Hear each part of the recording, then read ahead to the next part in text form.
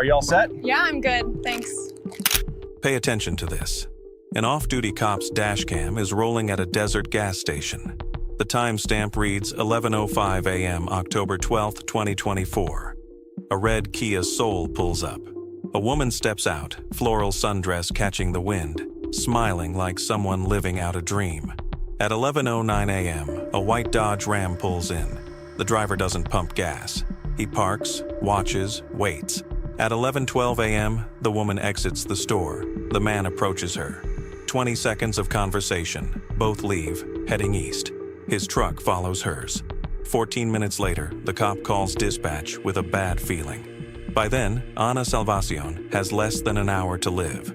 This is the story of a teacher who drove into the desert to see a wonder of the world, a predator who saw her as prey, and a dashcam that captured the exact moment everything went wrong. Ana Salvacion was 32 years old, an elementary school teacher from Cebu City in the Philippines. She taught English and social studies to third graders at Santo Niño Elementary School. Her students loved her. She remembered their birthdays, organized field trips, stayed late to help kids who struggled with reading. She had been teaching for 9 years, the kind of teacher students remember decades later. Since childhood, Ana had been obsessed with the Grand Canyon. She saw pictures in a geography textbook when she was 8 years old, and something about those ancient rock formations captured her imagination completely. She told her mother she would see it someday. For 2 years, she saved money from her teaching salary, skipping meals out with friends, walking instead of taking rides, putting away small amounts each month until she had enough for a plane ticket and 2 weeks visiting her cousin Maria in Las Vegas. The Grand Canyon was always the plan. On October 12, 2024, Ana woke at 5:30 a.m. in her cousin's apartment. She had rented a red Kia Soul from Enterprise the day before, spent the evening planning her route, printing a backup map, downloading offline GPS directions. She packed snacks, water, sunscreen, her camera. She wasn't reckless. She was prepared. At 6:47 a.m., she posted on Facebook standing next to a rental car. Off to see one of the world's wonders, solo road trip. I can do this. 3 students back in Cebu commented within minutes. She responded to each one. Then she got in the car and pulled out. It was 7:15 a.m. The drive would take 4.5 hours. She had never driven in America before, but Ana Salvacion was not someone who let fear stop her. She followed GPS onto Interstate 15, merged carefully, and headed northeast out of Las Vegas. The desert opened around her. She rolled down the windows, turned on the radio. She was alone, excited, and completely unaware that someone would be watching her in less than 4 hours. Officer Marcus Chen was 36 years old, Arizona Highway Patrol, 12 years on the force. He was driving home to Kingman after visiting his parents in Las Vegas, off-duty in his personal Jeep Wrangler. 2 years earlier, Chen had witnessed a hit-and-run on Route 93. A pickup ran a sedan off the road and kept driving. The sedan flipped twice. The driver survived barely. The pickup was never found because there was no evidence. Chen installed a dashcam in his Jeep the following week. It ran continuously whenever the engine was on, always recording, always watching. The dashcam was supposed to capture accidents, traffic violations, evidence for cases he might witness while off-duty. He never imagined it would capture something much worse. Even off-duty, Chen couldn't turn off the cop part of his brain. He noticed things. Unusual behavior. Predatory body language.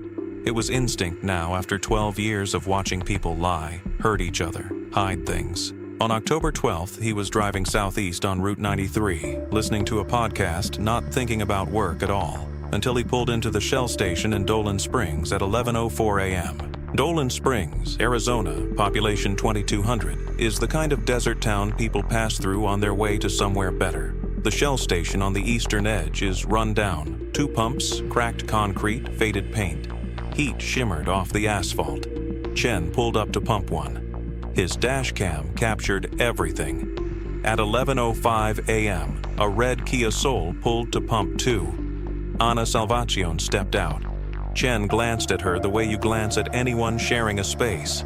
Woman in her early 30s, floral sundress, denim jacket, sunglasses pushed up on her head. She was smiling. She stretched after 2 hours in the car, pulled a paper map from the passenger seat and unfolded it on the hood, checking her route. Careful, prepared.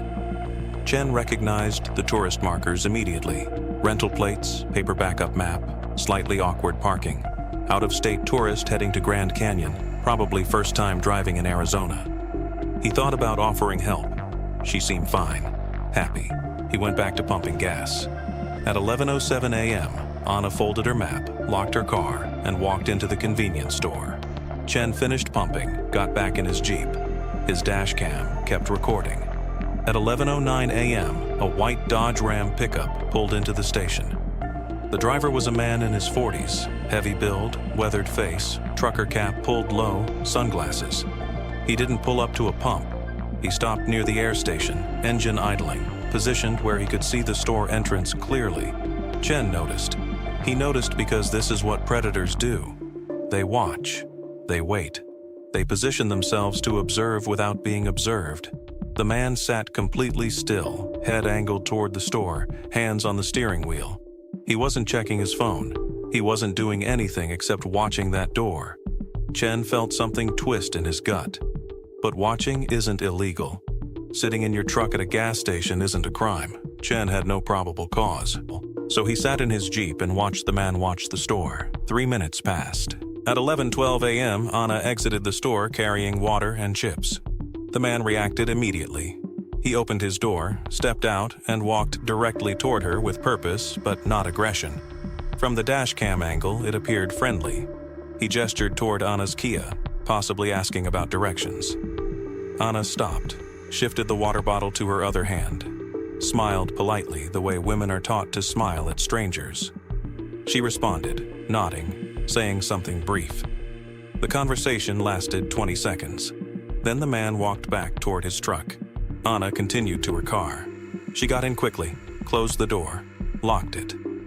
At 11:14 a.m., Chen pulled out of the gas station, heading east on Route 93.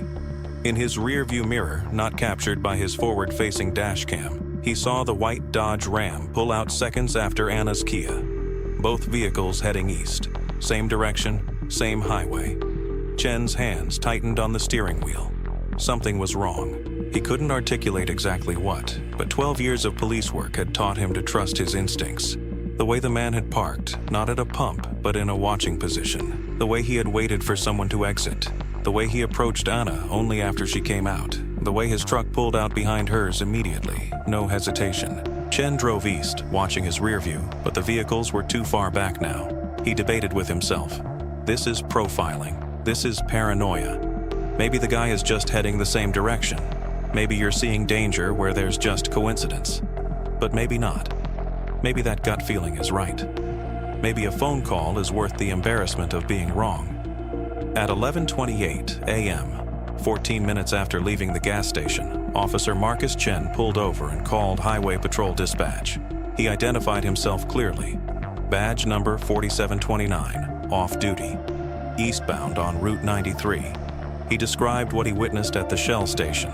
A red Kia Soul, rental plates, heading toward Grand Canyon, possibly being followed by a white Dodge Ram, Arizona plates, male driver, 40s. He said the words carefully. I may have just witnessed a potential situation. Not an emergency, not a crime in progress, just a feeling. Dispatch acknowledged. They would send the nearest unit to check on the Kia, run the plates on the Dodge Ram, standard welfare check. Chen thanked them, pulled back onto the highway. He felt slightly better. He had done what he could. Probably nothing would come of it. Probably the woman would arrive safely. Probably. But 14 minutes had passed since Anna left that gas station. In 14 minutes, everything can go wrong. Between 11:14 a.m. and 12:30 p.m., Anna was driving east on Route 93, music playing, windows down, thinking about the Grand Canyon, about rock layers representing millions of years of history. At some point, she noticed the white truck in her rearview mirror. At first, it meant nothing. But then, the truck got closer. When she accelerated slightly, the truck accelerated. When she slowed, the truck slowed. Her hands tightened on the steering wheel. The truck moved closer, 2 car lengths, then 1. She could see the driver, the man from the gas station. Her heart started beating faster. She thought about pulling over, letting him pass. She thought about calling someone but saying, "What? A truck is behind me on a highway?" She kept driving. The truck stayed close. 18 miles east of Dolan Springs, there's a desert access road that branches off Route 93, barely paved, marked by a faded sign reading Antares Mine Road. The road leads nowhere useful, just old mining claims and abandoned equipment. At approximately 11:57 a.m., tire track analysis would later show the white Dodge Ram accelerated suddenly, pulled alongside Anna's Kia, and forced her off Route 93 onto Antares Mine Road. Skid marks showed Anna hit her brakes hard, swerved right. Paint transfer confirmed the Dodge Ram made contact with the Kia's rear panel, a deliberate ramming maneuver. Anna's car jerked right onto the access road. She had no choice: follow the road or flip trying to stay on the highway. She followed. The Dodge Ram followed her. Both vehicles traveled 3/10 of a mile down Antares Mine Road before stopping. Anna's driver door was found open, pushed back violently. The rearview mirror was broken. Blood was on the driver's seat from a split lip or bloody nose from the initial impact. The evidence told a clear story. Anna tried to run. She got her door open, got one foot on the ground, tried to flee into the desert. Carl Hueber was faster and stronger. He dragged her from her vehicle into his truck. She fought. Defensive wounds on her hands, scratches on his neck and forearms, documented during his arrest. She clawed at him. She tried to survive.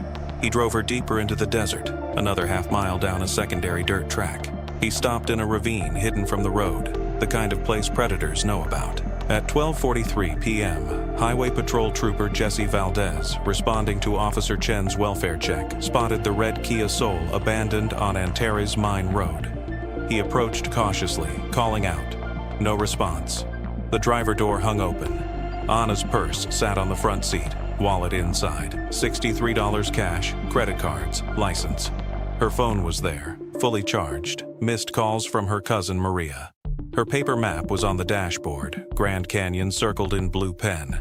Everything a tourist would need except the tourist. Valdez radioed immediately. This wasn't a breakdown, this was a crime scene. He documented the blood, the broken mirror, the paint transfer damage. He photographed tire tracks showing a second vehicle that had pulled alongside and continued deeper into the desert. At 12:51 p.m., dispatch contacted Chen directly. The welfare check had located the vehicle abandoned with evidence of foul play. The driver was missing. Chen pulled over. Everything inside him went cold. He told dispatch about his dashcam, that he had footage of the man in the white Dodge Ram, of everything. He turned around immediately, drove back to Dolan Springs, met responding officers at the Shell station. He played the footage. There, 11:09 a.m. White Dodge Ram entering frame. Clear shot of the license plate. Arizona DLM 88841. Clear shot of the driver. Male, 40s, heavy build, trucker cap. Watching, approaching, following. Dispatch ran the plate. The vehicle was registered to Carl Raymond Hueber, age 44, Bullhead City, Arizona. Criminal history check revealed a pattern. Assault, 2015, conviction, served 18 months. Domestic violence, 2017, conviction, probation. Sexual battery, 2019, charges dropped when the victim recanted after Hueber contacted her from jail. The system had flagged him, processed him, released him. At 1:15 p.m., an APB went out. All units advised, armed and dangerous suspect, white Dodge Ram, plate DLM 8841, wanted for kidnapping and assault. FBI was contacted. Helicopter deployed with thermal imaging. Ground units converged, setting up roadblocks, searching the desert on foot. At 2:17 p.m., a trucker on Route 66 near Hackberry reported seeing a white Dodge Ram abandoned on a remote dirt road. Units responded. The truck was found at 2:51 p.m., doors locked, engine cold. Inside, officers found a .38 revolver under the driver's seat. They found blood in the truck bed, later matched to Anna through DNA. They found tire tracks leading into open desert. Officers followed on foot. You can't hide footprints in desert sand. At 4:03 p.m., Officer David Sandoval, following tire tracks half a mile from the abandoned truck, reached a rocky ravine and saw something bright against brown earth. Floral pattern, blue and yellow flowers on white fabric. He radioed for backup. Ana Salvacion was lying in the ravine, partially hidden by scrub. She had been shot twice, once in the chest, once in the head. Her clothing was torn. Evidence confirmed sexual assault. She had fought until the end. Defensive wounds on her hands, skin under her fingernails matching Carl Hueber's DNA. She never stopped fighting. Medical examiner placed time of death between 12:15 and 12:30 p.m., approximately 1 hour after she was forced off Route 93, 90 minutes after she smiled at Chen's dashcam while pumping gas. The crime scene was secured. Evidence techs photographed everything. They treated her with dignity, these strangers who understood they were handling someone's daughter, someone's friend, someone who had students waiting for her to come home. At 6:47 p.m., Carl Hueber walked into the Roadrunner bar in Kingman, acting like a man who had done nothing wrong. He ordered a Coors Light, sat at the bar, watched television. He had changed his shirt, washed his face, but hadn't changed his boots. The bartender, Linda Ochoa, had seen the news alerts. Every television showed Anna's photo, the white Dodge Ram description, Carl Hueber's name and face. Linda looked at the man at her bar, looked at the television, stepped into the back room, and called 911. Within 8 minutes, Kingman police surrounded the bar. 6 officers entered with weapons drawn. Hueber was arrested at 7:02 p.m. without resistance. Fresh scratches on his neck, 3 parallel lines on his left forearm, dirt under his fingernails. Ana Salvacion's blood was still on his boots, dried into the leather, brown and unmistakable. More blood on the cuffs of his jeans. Forensic analysis built an airtight case. Ballistics matched bullets from Anna's body to the .38 revolver in Hueber's truck.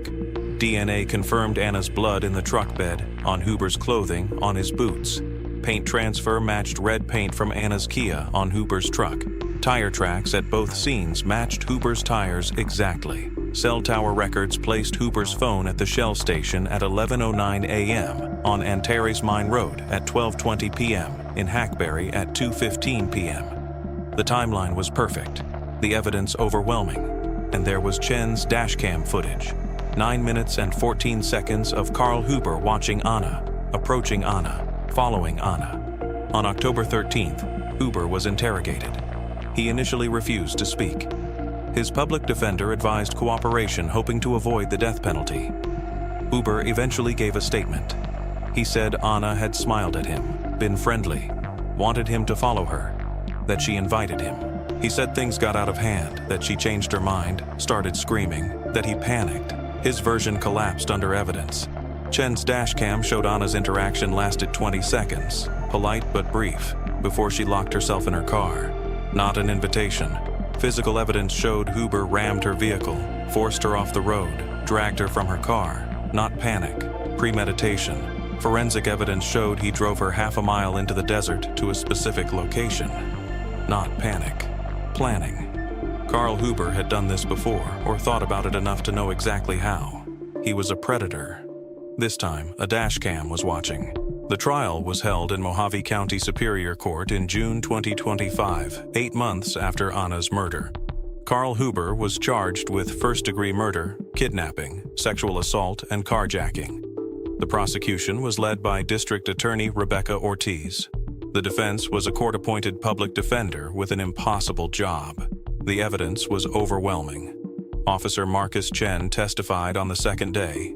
He walked the jury through the dashcam footage frame by frame, explaining what he observed, why it concerned him. When the footage showed Anna walking to her car, smiling, unaware she had less than an hour to live, Chen's voice broke. He stopped talking for 10 seconds, composed himself, continued. The defense tried to suggest Chen's suspicions were based on profiling. Chen responded calmly. "I've been a cop for 12 years. I know what predatory behavior looks like. That man was hunting." Forensic experts testified for 3 days. Blood spatter analyst, ballistics expert, DNA specialist, medical examiner.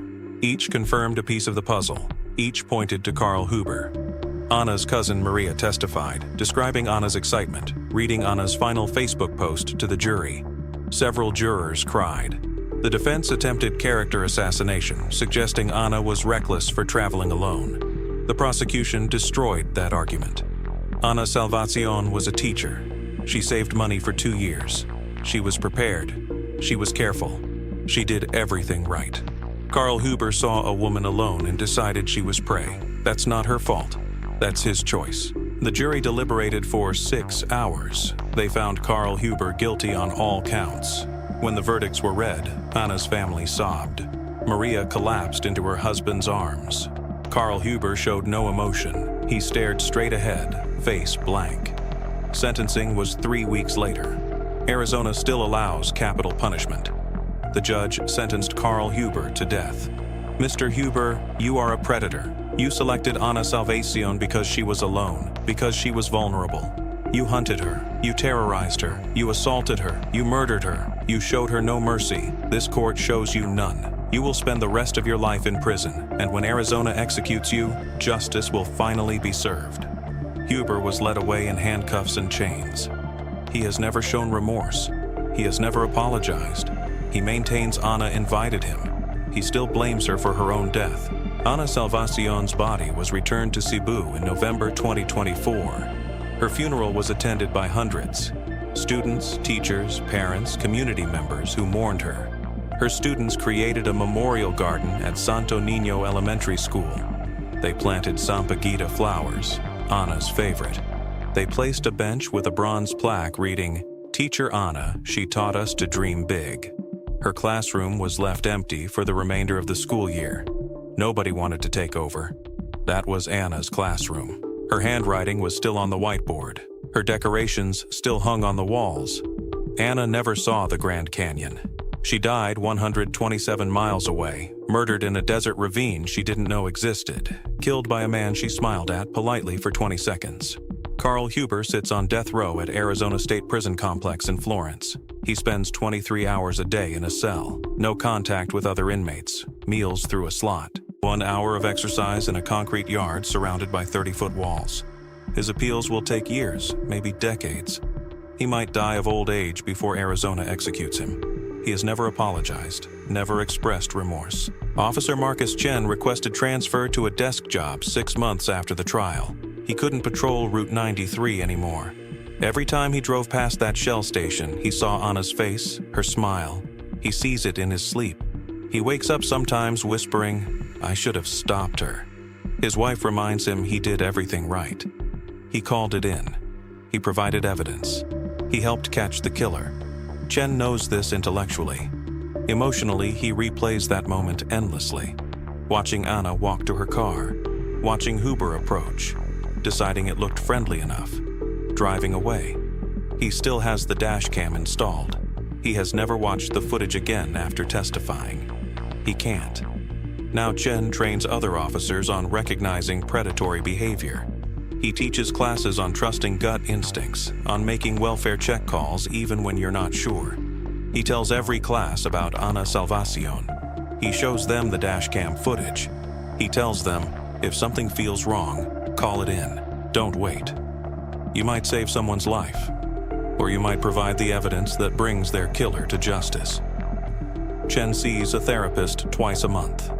He's learning to manage the guilt, the what-ifs, the endless replay of moments he can't change. Think about the timeline. If Chen had called dispatch 5 minutes earlier, if patrol units had reached Route 93 10 minutes sooner, if Ana had stopped at a different gas station or left Las Vegas an hour later, if any single moment had been different, Ana Salvacion might still be alive. But none of those things happened. Ana made reasonable choices. She was prepared, careful, doing everything right. Chen made the right call. Dispatch responded appropriately, the system mobilized quickly, and it still wasn't enough. Because Carl Hueber had been watching women for years. He had assaulted before. The system knew about him, had charged him, convicted him, released him. He knew how to appear harmless. He knew how to select victims. He knew the desert. Ana never had a chance. This is not about paranoia or victim blaming. This is about understanding that predators exist, that they study their prey. Ana Salvacion was a 32-year-old teacher trying to see the Grand Canyon, and Carl Hueber decided that was permission to destroy her. If you're traveling alone, tell someone your route. Not just your destination, but your specific path. If you're driving from Las Vegas to the Grand Canyon, tell someone you're taking Route 93, you'll stop in Dolan Springs for gas, you should arrive by 3 p.m. Check in regularly. Text someone every hour. If they don't hear from you, they know something's wrong. Trust your instincts. If someone makes you uncomfortable, leave immediately. Create witnesses. Go where people are. If you think you're being followed, drive to a police station, a fire station, anywhere with people and cameras. Don't go somewhere isolated hoping you're wrong. Consider a dashcam. It's not paranoia, it's documentation. Officer Chen's dashcam captured Carl Hueber stalking Ana Salvacion. Without that footage, Hueber might have claimed he never saw her, that he was nowhere near that gas station. The dashcam made that lie impossible. If you see something, don't wait. Call it in. Say exactly what Officer Chen said. I may have just witnessed a potential situation. Describe vehicles, license plates, people, locations. Specifics matter. You might save someone's life, or you might provide the evidence that brings their killer to justice. You will never know unless you make the call. Go back to that dashcam footage from 11:05 a.m., October 12th, 2024. Watch Ana Salvacion step out of her red Kia Soul at that Shell station in Dolan Springs. Watch her stretch, adjusting her jacket, pushing sunglasses up on her head. She's thinking about the Grand Canyon, about ancient rock formations, about a dream she's had since she was 8 years old. Watch the white Dodge Ram pull in at 11:09. Watch Carl Hueber sit in his truck, watching the store entrance, waiting.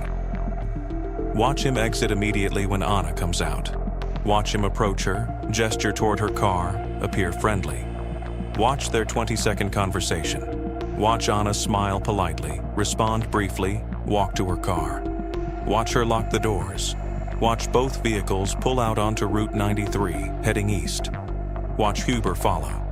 That footage is 9 minutes and 14 seconds long. It captured a predator hunting. It captured a woman's final moments of safety. It captured the reason Carl Hueber will die in prison. Ana Salvacion never made it to the Grand Canyon, but Officer Marcus Chen's dashcam made sure her killer never walked free. Sometimes that's the only justice we get.